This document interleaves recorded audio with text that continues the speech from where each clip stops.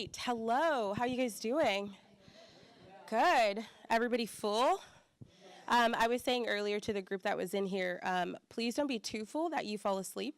And now that having the session after lunch is probably it's a little intimidating because people are like, oh, I'm comfortable.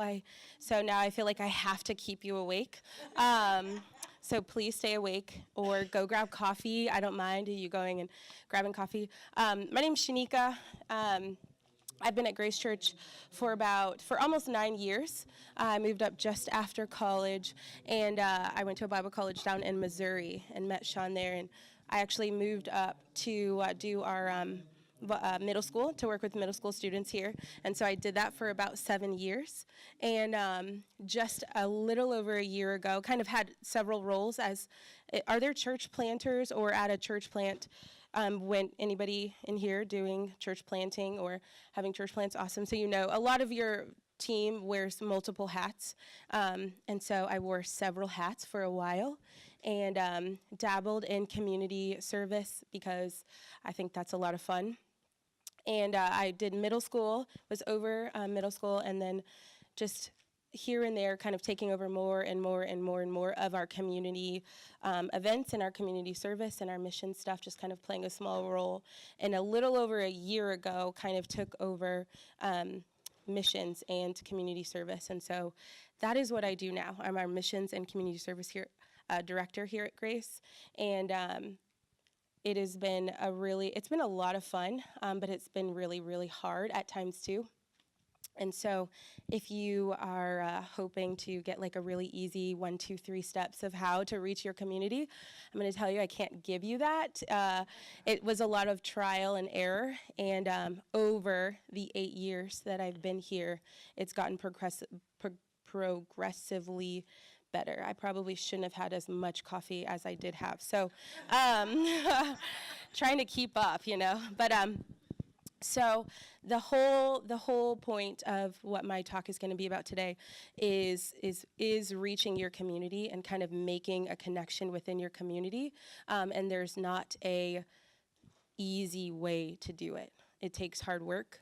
Often there's no reward seen for a little while. And I think it's going to take more than just you in this room. It will take a whole team of people understanding what it is you want to do for your community, what you want your church to look like in your community. And while it might start with you as church leaders and pastors, it can't only be you. So one of the things that we had to do really early on was decide what is it that we want to be in our community, because we learned that our community has a really skewed idea of what the church is. If you were to ask people in our area, what does your church do for you? They would say they take my money. And unfortunately, that is what churches are known for often, is give us your money, you have to tithe to God, give us your money, you have to tithe to God, so that we can keep lights on, so that we can keep things going. And we have it wrong if that is the reason we are in a community, is to keep our lights on, because that wasn't what God commanded us to do. That wasn't what Jesus said. He said to make disciples, and that's what the church should be doing. So if your idea is to that you need to reach out to the community so more people can come to your church, that's also wrong. And I'm sorry if that feels a little bit harsh, but we're made for the community because they need Jesus. And we can't expect people who are just curious about the gospel or curious about who God is just to start walking in to our church building. We have to reach out to them. We have to go to them, go into all of the world, as Acts 1 says, and reach people. So while here at Grace we don't say community outreach, because that sounds churchy, all of us in church know exactly what that is. Community service, oh yeah, my kid needs to do community service. And so that seems more familiar with people. So we have community service events. We have community service projects, and then we partner with people in our community. And so we did that on purpose. The language that we use, we did that on purpose. I'll repeat it. We have community service events. We do community projects, and I'll explain what these are also. And we have partnerships within the community. And again, that took a lot of work. I think just now in the last year has it been that kind of clear cut and laid out for us. And so I'll kind of walk us through. But the whole kind of, I guess, vision for our community. And like I said, you have, as a church leader and as pastors, you have to decide what you want your community to get from your church. And while Jesus is the Sunday school answer, and that should be like the end all be all, for us, yes, we want every single person to have an opportunity to know and follow Jesus, but we also want people to see our church as more than just a building that wants its money. We want them to see us as a resource. In Luke, the parable of the Good Samaritan is told, and it was at the end of that conversation, Jesus telling them this story, and they all listen really well, and they're like, okay, great, and like, who's our neighbor? You know, that's the question they got from it. Like, okay, well, who do I have to serve? And in that, Jesus' response was like, do likewise, like, do it, just do this to all. And he didn't give us a specific answer. So when we go out into our community, we're looking for every single person, and then that's it. So like every single person is our neighbor, every single person is our community. And so for us at Grace, we want to make an impact for every single person. We want to be a resource for every single person. And so we had to decide to like a few simple ways that we could do that, because that would drive the rest of what we're doing. If we gave people an opportunity to know and follow God, and we became a resource for all people, we met our goal. So we started seeing what does that look like for us? And for us, again, like I said, it's events, it's partnerships, and it's projects. Events, we do 3 huge events throughout the year. And we only do 3 because it takes a lot of work to do those things. It takes a lot of money to do those things. So we kind of set that into our community service budget. We do 3 events, a trunk or treat, which is happening this coming Sunday. And that right now we've got 2,700 people signed up to attend.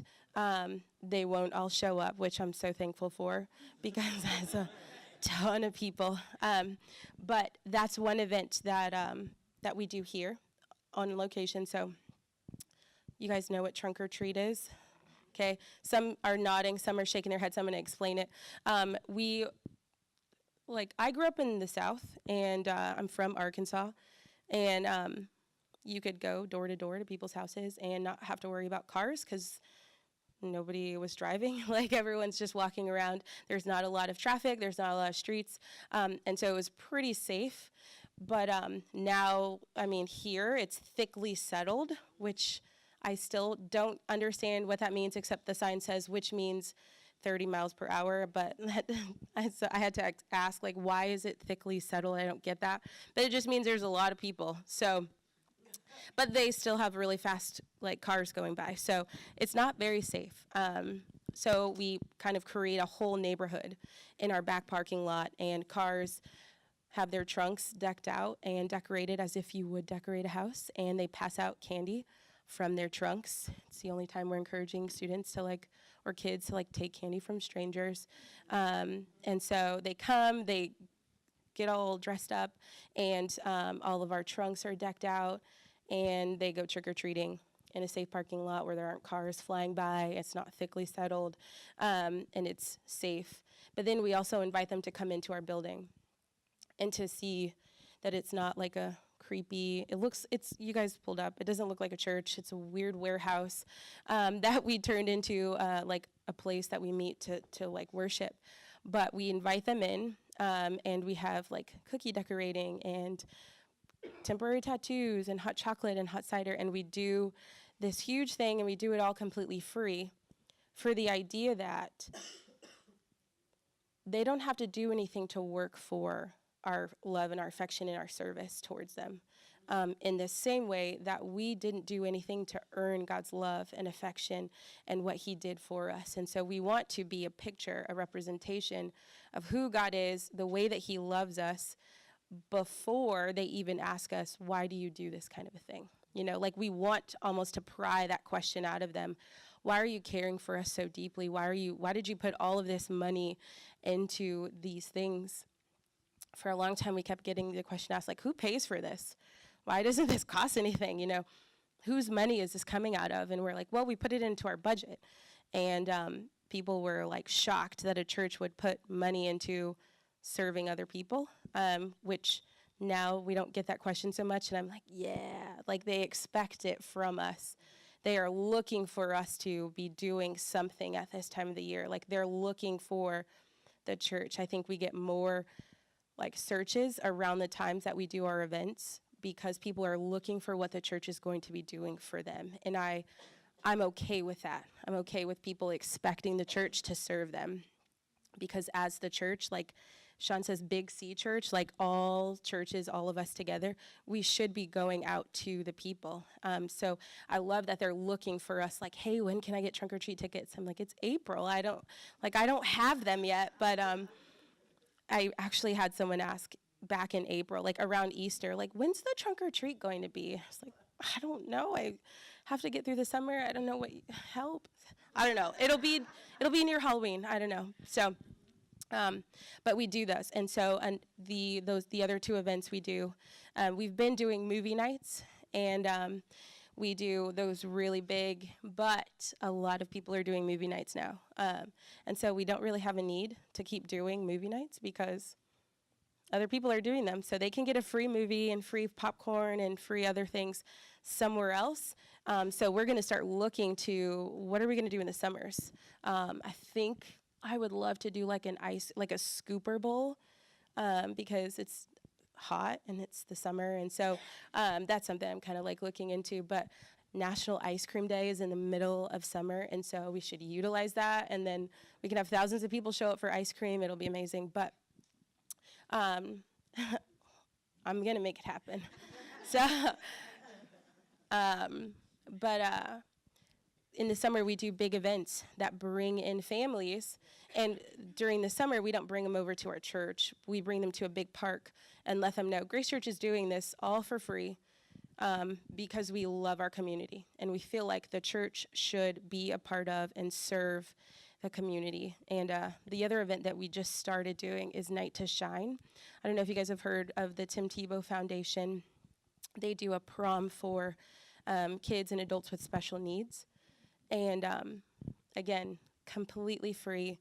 And we've gotten, a couple of different churches have kind of partnered with us and different organizations within the community.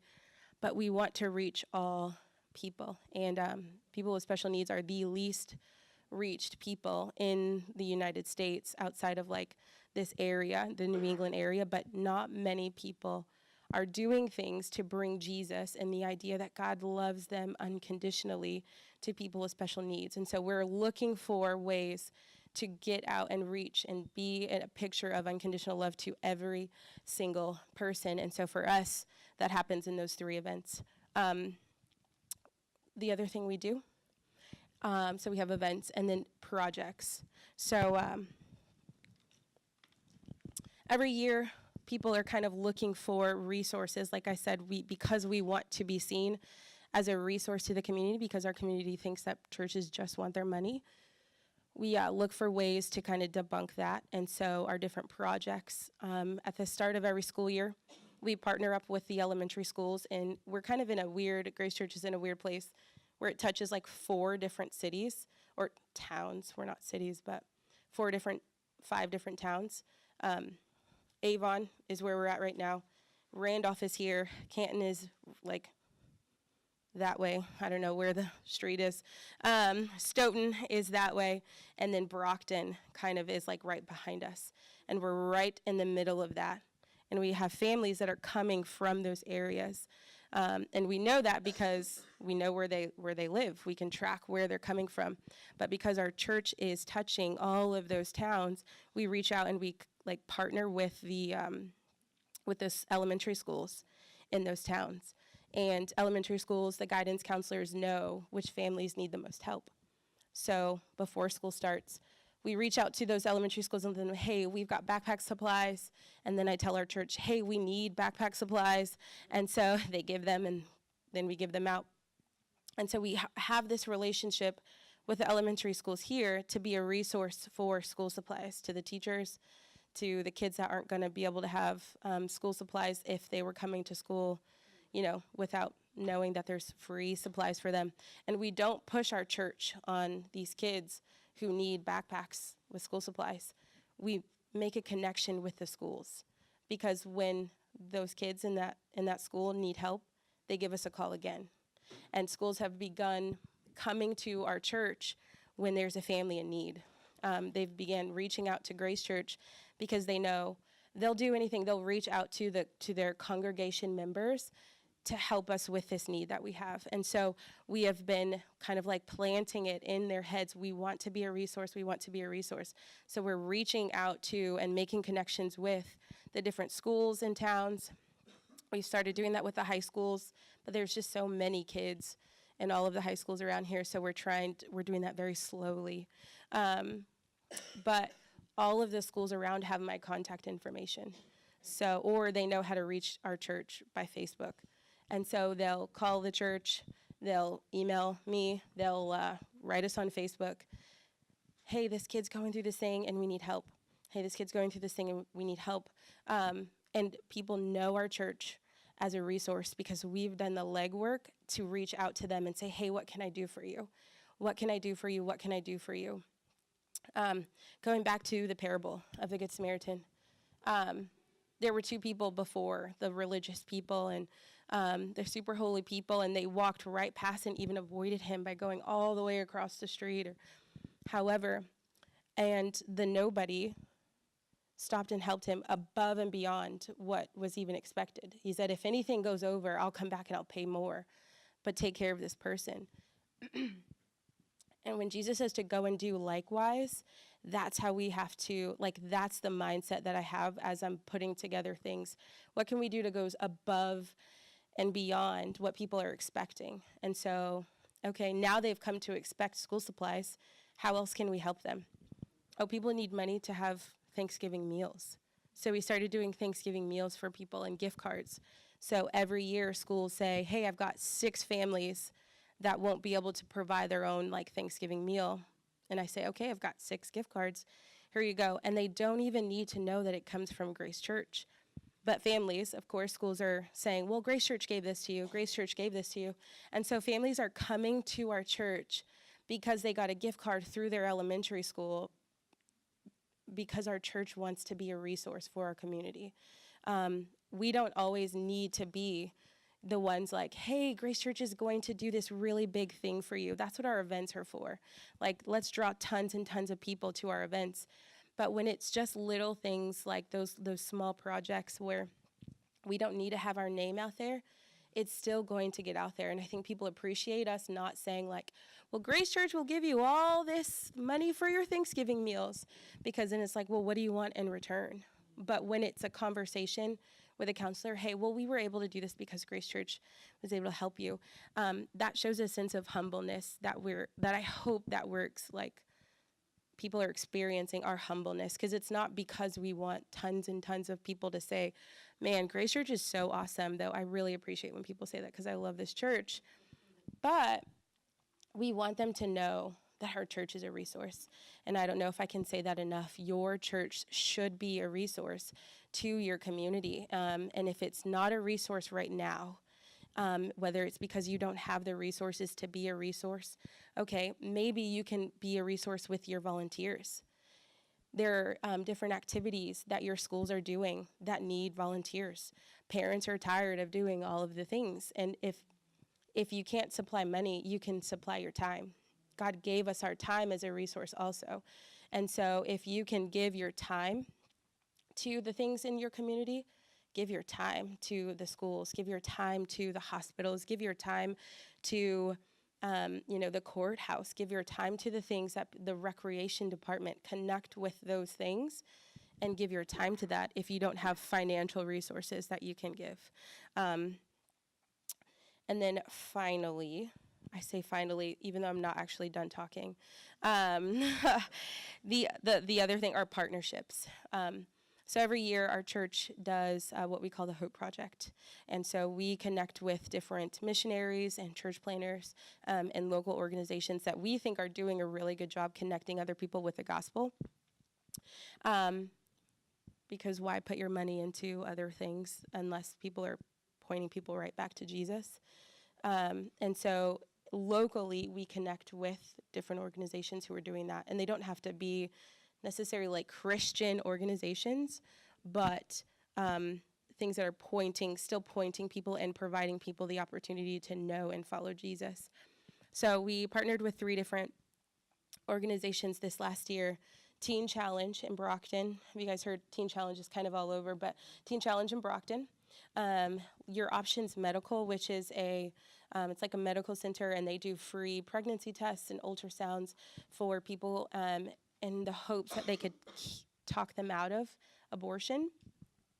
And so they give them, there's free resources, and a lot of times for them, their mindset is that people are getting abortions because they feel they don't have what they need to take care of those babies. But if they can convince them otherwise, like, let me help you see this life that you could have.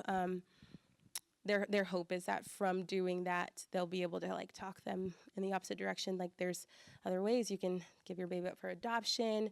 There are resources we can help you take care of your child. And so we partnered with them. We thought, what better way than to continue to bring life into this world and help them accomplish that goal. And they also have the freedom, because they're a nonprofit, to share the gospel with them. And so it's pretty neat. And then also Ollie's House. And Ollie's House is a home that is getting started. It's still kind of in the beginning stages. It's a home that's getting started for homeless moms with children. And so we thought, those are great. We're going to partner with those. And a lot of these things that we had been doing are things that the church staff, a lot of the times, is like the head of. They're kind of, I don't know the phrase I'm trying to say, but they're the ones kind of leading the charge. That's what I'm like. They're leading the charge. The events, I plan the events, and I have a team that plans the events with me, who are big volunteers. They're coaches here at Grace, and they're awesome, and they do a really good job. But we're doing it, and then we say, okay, everybody, come on board. And the same with our projects. Those schools, most of the times, they're contacting me, and like they're connecting with me here, staff of the church. But with our partnerships, we're pointing our entire church family to get involved and be a part of their community. Because if it's just the leadership who's doing the serving in the community, it's going to stop once you're tired, It's going to stop when you're done when you're not in ministry anymore. And so if your entire church family has the vision that we need to be out here serving our community, and let me make it really easy by giving you these 3 options to go and serve with them. We want to do that. We want to make it easy and make it simple for them, and then give them a hunger for serving and being a part of the community. Like, there's joy in being able to serve someone. And if we can kind of get that started, it grows. It continues to grow and continues to grow on their own. So we told people, here's our partnerships: Ollie's House, Learn Your Options Medical. They kind of switched their name in the middle of this year, and Teen Challenge. And our church family they've gone above and beyond by, on their own, putting together teams to run with Teen Challenge and to help them fundraise. They've gone above and beyond to take their life groups to go and serve at an Ollie's House event. They've gone above and beyond to, collect things, items, baby supplies, that sort of thing for Your Options Medical to donate. And I'm not the one who's saying, hey, we should do this thing. They realize the difference and the impact that being a part of the community is making, and they're saying, we want some of that too. Because that's the vision of our church as a whole. As you guys are walking through the hallways, there's those 4 core values. I don't know if you guys saw those big posters on the wall. One of our core values is that we are outwardly focused. And I want to read it because I say it so many different ways. But we aggressively and purposefully look for ways to reach out to others and help meet their needs, because we want our church to be seen as a resource. And if we decide that early on, we can keep casting that vision till it's no longer like just me who is saying, here's these events that we can go and be a part of, or here's these partnerships that we can make, or here's a way that we can meet and serve our community. Our church family's just doing it already on their own. They don't have to sign up to do it. They're saying, hey, life group. Oh, I should stay talking in this. They're saying, hey, life group. I don't know why I had to think about that so hard, but they're getting their life group together and going and serving together. They're not waiting on an email from me. They're not waiting on an email from my coaches that say, like, here's the ways that you can serve this month. We've set the vision. We've given them some really easy opportunities, and they're doing it all on their own. And it makes me feel like a proud mom. Like, yay, good job, team. Good job, church. Like you are being the good Samaritan. Like, you are going out and you're serving these people all on your own. And those same people are still on board with our community events, which I'm so thankful for, because I plan events for 2,500 people, and then I'm like, okay, come on. It's going to be fun, I promise. It's insane. I don't know why I do that to our friends, but I do.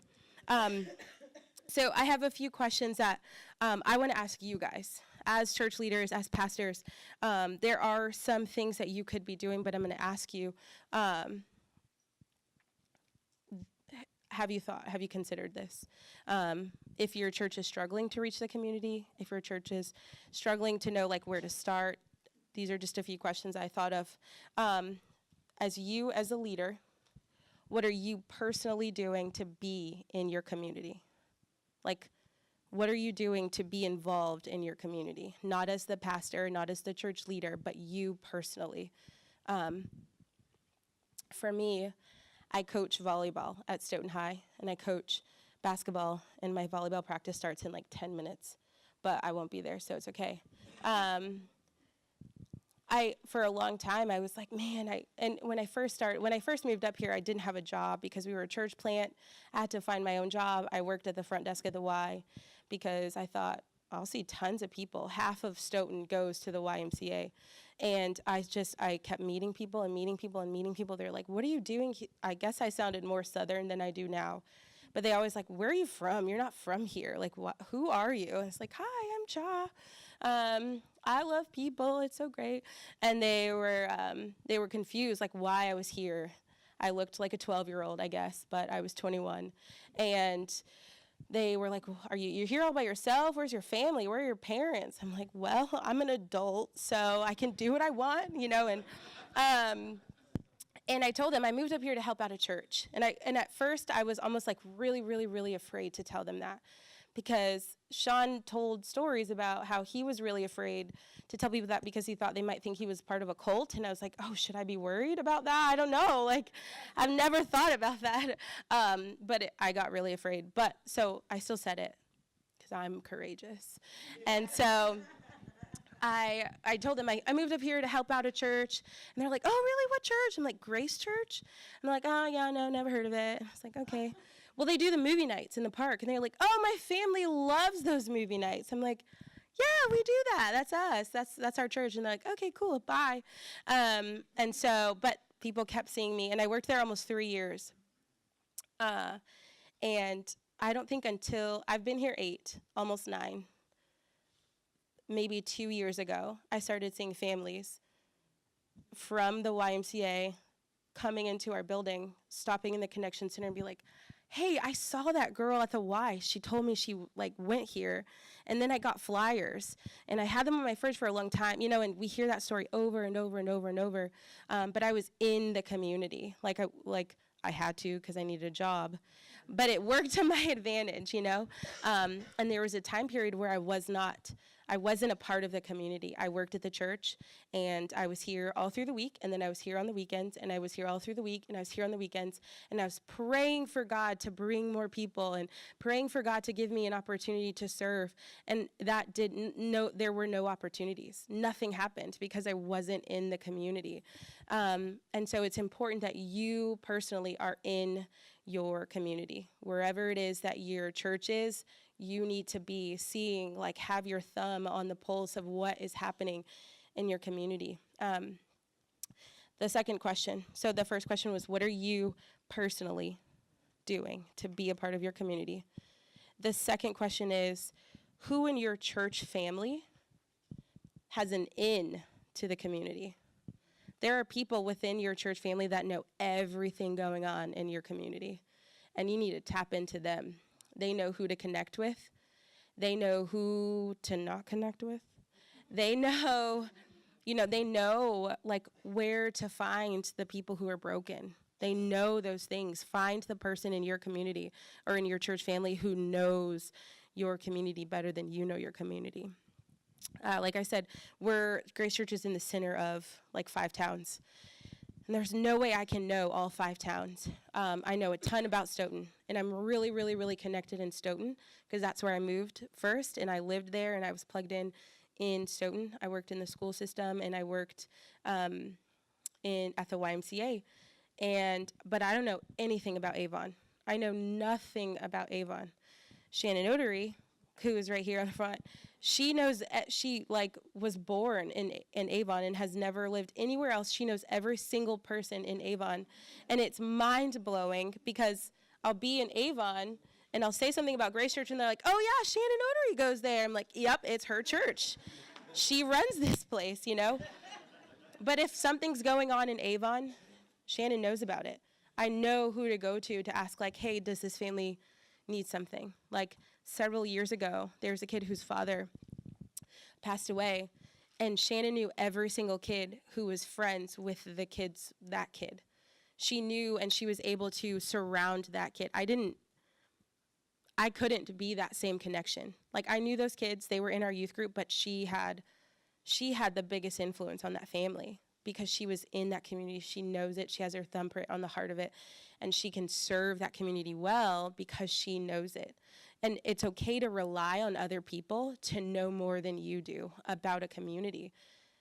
You can't have the capacity to know every single thing. So if you're just in one town and your town's enormous, okay, get several people who know the people in that area and rely on them, lean on them, give them leadership roles so that you can understand what's going on in that community. If you don't live in the town that your church is in, use the people who do live in the town that your church is in. Like, rely on them to give you information. So who in your church family has an in to your community? Third question is, what is your community already doing that your church can jump on board with? I think we feel like the church has to have all the big ideas and we've got to be the ones kind of setting the stage. But let's use what the community is already doing to make a bigger impact. There's a pancake thing that this one school in particular in Stoughton. That's the school that has Title IX is what I call it. Does other people call it Title IX? It's like the lowest income school in the town of Stoughton. And they have a breakfast every December and they do a holiday store. And so I asked, hey, is there anything we can help you guys out with for that? Because I know that you do it every year. I just wondering. And they're like, we need so many volunteers. So we went to this, didn't wear Grace Church t-shirts. We just went and we wrapped gifts and we served pancakes. And every single year since then, they've asked us to come back and do that because we reached out to them. It was something they're already doing. And I want to say this last summer, there was a family and their kid had grown up at that school, and they came to youth group. And they were like, you wrapped my gifts one time. And I was like, what do you mean? I don't know who you are, so scared. But they're just yelling across the church, like, you wrapped my gifts, you wrapped my gifts. And I was like, I'm sure I did. I have no idea what you're talking about because I didn't even remember that I helped at this event. And they're like, you wrapped my gifts? I know you did. You're from Grace Church. I'm like, we're in Grace Church, bud. And he's like, yeah, but you came and served pancakes and it was so, you talked to me about something. I have no idea what I don't remember now even that conversation, but I talked to the kid about the gifts that he was giving for and he felt connected, with our church, and he's in our youth group still. Even though I was that one little connection, and I have no idea how he's doing now, except he dressed like a weirdo for our United Night thing. But like I have nothing with him, but that that one conversation made an impact, and it connected him with our church family, and like hopefully he like begins to know and to follow Jesus because he feels comfortable at this place, you know? So what is your community already doing? Jump on board with those things. Your church doesn't have to be the like head of all the things you're participating in. You can definitely jump on board with the things going on in your community. Fourth question is, who are you connecting with? Not necessarily for events or anything like that, but who are you connecting with, leaders, schools, workers, for friendship and for networking in your community? So just having kind of like friendships with the people, the businesses, the organizations in your community allows your church to have a connection with them that may not happen otherwise. Not everyone needs your church, but they could need your friendship, you know, and vice versa. I think networking sometimes is overlooked, and the church feels like we don't really, like, I don't know. I took us out of the Chamber of Commerce at one point, and we're still not in the Chamber of Commerce, but I keep up with, like, people who are in the Chamber of Commerce because we're not a business. And it felt like these are business meetings, and I don't like business stuff, and I'm really bored at these meetings. But if you want to send me emails about things going on, that'd be great. And they're like, oh, okay, sure. And they kept me on the email list, so I still get, like, I have these connections. Oh, no, should I be done? Okay, great. There's connections with the different businesses through the Chamber of Commerce because thankfully, I don't have to pay for a membership, but they keep me like plugged in. And I said, thank you so much. This is so great. I can be a part of it without being bored, and it's amazing. And there's like different things like that the schools do, the recreation departments do, like Oasis. They're against like substance abuse, and Avon has ACES, and they're also against, like, they want to kind of be in the community. It's a community-run thing, and they want to keep drugs off of the streets. And I stay plugged in with those groups so that if ever they need anything or vice versa, like, I know who to reach out to. When there's families that are dealing with overdoses, I know the resources in town that I can reach out to these people, and they can help, because I don't have anything for a family that just dealt with a drug overdose, but I know that ACES does. I know that Oasis does, you know, and so I can be a resource connecting somebody else to another resource, you know. So networking is important for your church to make an impact also in the community. So I'm going to read those questions one more time, and then I'm going to open it up for questions. And I won't say all the other things that I wrote down. So what are you personally, as a church leader or a pastor, doing to be a part of your community? Who in your church family has an in to your community? What is your community already doing that you can jump on board with? And who are you connecting with, leaders, workers, schools, for friendship and for networking? So, does anyone have any questions for me? Yes. Yeah, so our students do United Night, and normally we have sixth grade on Wednesday night, and or 6th through 8th grade on Wednesday night, and then our high school 9th through 12th on Sundays. But once a semester, we put the two together, and so it becomes a huge community event. And like, I think we had a little over 180 kids that came Sunday night, and like 30 first-time kids, which is kind of who we do those big events for. It's the students' version of community events, like these big ramped up things. And they get free stuff. They get to play lots of games and throw dodgeballs at everybody. And they get a really good message that presents the gospel clearly. So our students kind of miniaturize the community service like vision also. So it's just a big student event for 6th through 12th graders that we do once a semester. So, yeah. Yes, sir.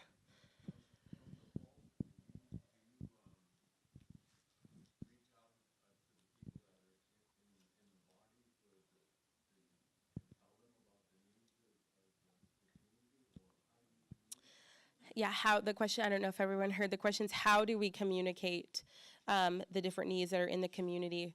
And so there are some things that we talk about from the pulpit, and our three big events, we talk about those things, but we also encourage people to serve.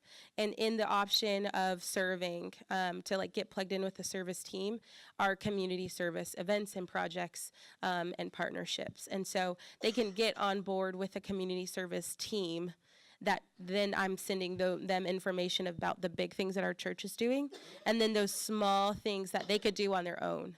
So things like, if you need ideas about, hey, how do I get started in serving my community, just me, if I wanted to do that, I have a list of stuff like that's happening all the time. You can collect, here are the different food pantries in the area. Here are the different schools in your area that could use volunteers, So I have some of those things that I can say, like, here's how you get started, have fun, and life group leaders also get emails that say, here's some opportunities that people need our help with.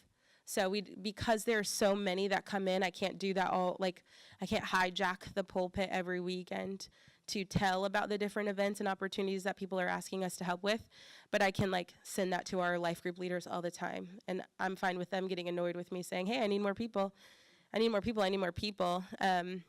But we can't do that because there's so many people who are coming because of those events and they're unchurched, and I'm not gonna ask them to serve always. So yeah, so sometimes it is communicated, but mostly our events are communicated from the stage. Yeah, does that answer your question? Okay. Yes.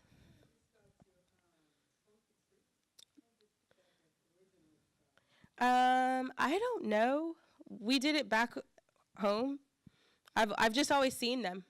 Here, I just decided we were going to do it. And then so the first year that we did it, we sent out flyers. So we did have to put a little bit of money into marketing for that. And I have a PDF like how to put together a trunk or treat. And I can share that with you. Yeah. Yes, ma'am. With the trunk or treat, is it like Bible themed, or do you just let people? It's not Bible themed. Yeah, they can do whatever they want as long as it's not too spooky. Okay. Yeah. I've had some people like, oh well, if it's the church, it's got to be Bible themed. Yeah, not here. So yeah, that doesn't always like go well with everyone else. People don't want to, like, if I have no interest in the church, I don't want to come and be bombarded with more church. So we want to be a representation of Jesus, but we're not going to like, this is all you get to see. Goes a long way with knowing your community. Exactly. Yeah. Yes. If we could circle back to your partnerships and Mhm. individual led programs. Mhm. You mentioned those three initiatives, Teen Challenge, your Options Medical, and Ollie House. Yeah. Are those your initiatives for the year? Are they like that's going to be it until something else comes? How do you? Yeah, so our Hope Project partners, we kind of highlight those things for 1 year, like talk about them a ton for a year, and we stay connected with them afterwards because the next year we're like, we found some more, and we highlight those for that year, and then the next year. So we kind of we stay connected with them. We just highlight them pretty big to our church that 1 year. Oh no.